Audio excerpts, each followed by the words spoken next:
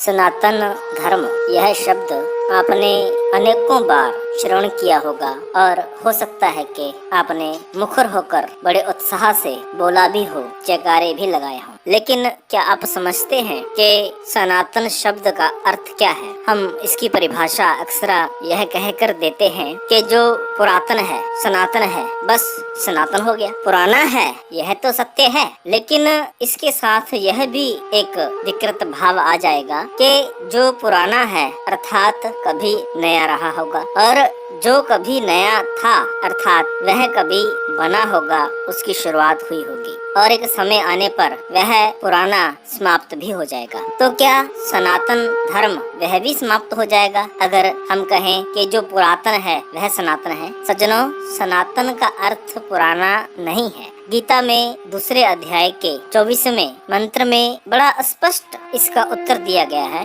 श्री कृष्ण कहते हैं, अच्छद्य अहम अधः अयम अक्लेद अशोष्यव च नित्यः सर्वगतः स्थाणुर्चलयम् सनातनः। अर्थात हे अर्जुन, जो छेदा नहीं जाता, जलाया नहीं जाता, जो सूखता नहीं, जो गीला नहीं होता, जो स्थान नहीं बदलता, कौन है वो? ऐसे रहस्य में वह तात्विक गुण तो मात्र केवल परमात्मा के ही हैं, और जो सत्ता इन दैवीय गुणों से परिपूर्ण हो वही सनातन कहलाने के योग्य है। अर्थात ईश्वर ही सनातन है, जो ना तो कभी नया रहा, ना ही कभी पुराना होगा, और ना ही इसकी शुरुआत है और ना ही इसका अंत है। अर्थात ईश्वर को ही सनातन कहा गया है। और जो हम कहते हैं अपने अस्तित्व की परिभाषा देते हुए कि हम सनातनी हैं, सनातन धर्म के अनुयायी हैं, सज्जनों, हम सनातनी कब बनेंगे अगर ऐसे दैवीय गुण हमारे में प्रवेश कर जाएं, जैसे अच्छेद्यो अहम, हम छेदे न जाएं, अधः अयम, हमें अग्नि प्रभावित न करे, अक्लेद अशोष्यव च, हम न गीले हों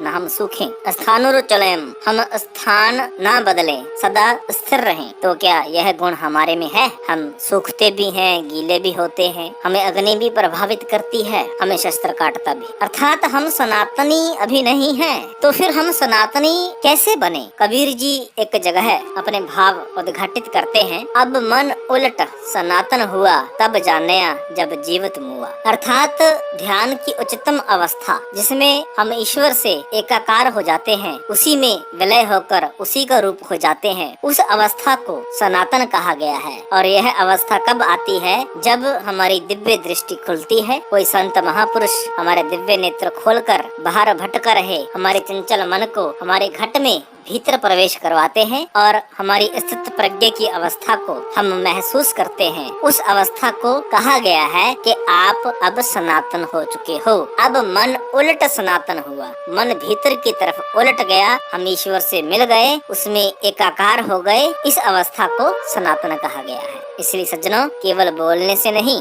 ठीक है, जय घोष करने कहीं बुरी बात नहीं है। यह हमारी श्रद्धा को, हमारे उत्साह को, हमारी भावना को, हमारे धर्म के प्रति उबाल को दर्शाता है, निसंदेह प्रशंसनीय है। लेकिन केवल कोरे भाषणों से अथवा कोरे वाक्यों से हम सनातनी ना बने, बल्कि गीता के आधार पर, धार्मिक शास्त्रों के आधार पर हम सनातनी बने। फिर देखिए, जीवन की लहर ही कुछ और होगी, आनंद ही कुछ और होगा। सज्जनों, यह ज्ञानवर्धक जानकारी आपको अच्छी लगी तो कृपया लाइक करें, शेयर करें। हमारे YouTube चैनल श्री रामदूत को अवश्य सब्सक्राइब करें, बेल आइकॉन दबाते हुए। धन्यवाद। जय श्री राम।